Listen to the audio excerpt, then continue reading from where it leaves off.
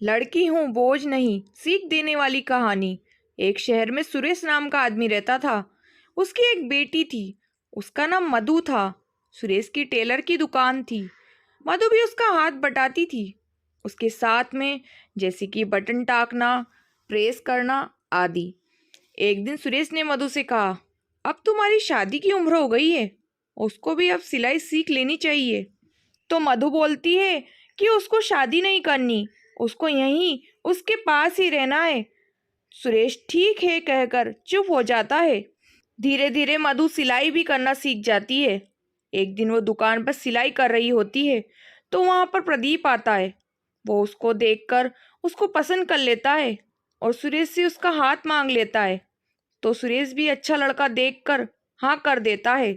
दोनों की शादी हो जाती है और मधु अपनी ससुराल आ जाती है। कुछ महीने बाद वो गर्भवती होती है। वो एक बेटी को जन्म देती है और बहुत खुश होती है। तभी प्रदीप वहां आकर उसको बोलता है कि मुझे एक लड़का चाहिए था और तूने एक लड़की पैदा कर दी। वो कहती है, क्या हुआ, ये भी तो हमारी ही बेटी है। वो कुछ नहीं सुनता और वहां से चला जाता है। फिर वहां सुरेश आता है और मधु उसे सारी बात बताती है। उसको बोलता है कि मैं प्रदीप को जाकर समझाऊंगा, तू परेशान मत हो बेटा। फिर वो प्रदीप के पास जाता है और उससे बोलता है कि क्या हुआ, अगर लड़की है तो दोबारा में लड़का हो जाएगा। अभी तुम मधु और अपनी बेटी को घर लेकर जाओ। प्रदीप उसकी बात मानकर मधु को घर ले जाता है। उसकी बेटी रोती और अगर मधु किसी काम में लगी होती तब भी वो उसको देखता नहीं था। ऐसे ही करते हुए दिन बीतने लगे। मधु दोबारा गर्भवती होती है तो प्रदीप उसको बोलता है कि उसको इस बार लड़का ही होना चाहिए, नहीं तो वो उसको उसके पिता के पास हमेशा हमेशा के लिए छोड़ देगा। जब दोबारा भी उसको पता चलता है कि लड़की हुई है तो वो वहां से बिना कुछ कहे चला जाता है। जब सुरेश को ये पता चलता है तो वो प्रदीप को समझाने उसके घर जाता है, पर प्रदीप उसकी कोई बात नहीं सुनता। उससे बोलता है कि अपनी लड़की और उसकी बेटियों को ले जाए, मेरा कोई संबंध नहीं इन लोगों से। यह सुनकर सुरेश वहां से यह बोलकर चला जाता है कि मेरी बेटी मुझ पर बोझ नहीं है, मैं उसे और उसकी बेटियों को पालूंगा। मधु अपने पिता के साथ घर आ जाती है और सिलाई करने लगती है।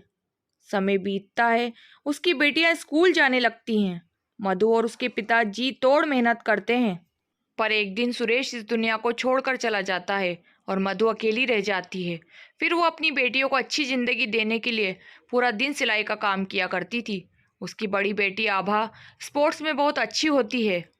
उसके टीचर एक दिन मधु को बुलाकर कहते हैं कि आभा एक बहुत अच्छी धावक है, हमें आपकी स्थिति का पता है, फिर भी आप उसका साथ देंगी तो वो बहुत आगे जाएगी। मधु ये सुनकर बहुत खुश होती है और अब पहले से ज़्यादा काम करने लगती है, जिससे वो आभा को अच्छे से रेस के लिए तैयार कर सके। वो दूध, फल, मेवे, पौष्टिक खाना सब आभा को टाइम से देने लगी। उसका नतीजा ये हुआ कि मधु और आभा की मेहनत रंग लाई। आभा ने स्टेट लेवल चैंपियनशिप में प्रथम स्थान प्राप्त किया। उसकी फोटो अखबार में छपी।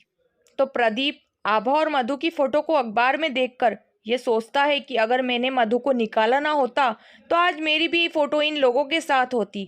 पर अब माफी मांगकर भी कुछ नहीं हो सकता था। इस कहानी से हमें ये सीख मिलती है कि आजकल लड़का और लड़की दोनों ही बराबर हैं। जो काम एक लड़का कर सकता है वो एक लड़की भी कर सकती है। दोस्तों, कहानी कैसी लगी कमेंट जरूर करें और इस कहानी पे आपकी क्या राय है कमेंट में जरूर लिखें। लाइक करें और ज़्यादा से ज़्यादा शेयर करें। चैनल पर नए हैं तो सब्सक्राइब करना ना भूलें। बेल आइकन प्रेस करें ताकि मेरी नेक्स्ट वीडियो की नोटिफिकेशन मिल जाएगी। मिलते हैं नई कहानी के साथ।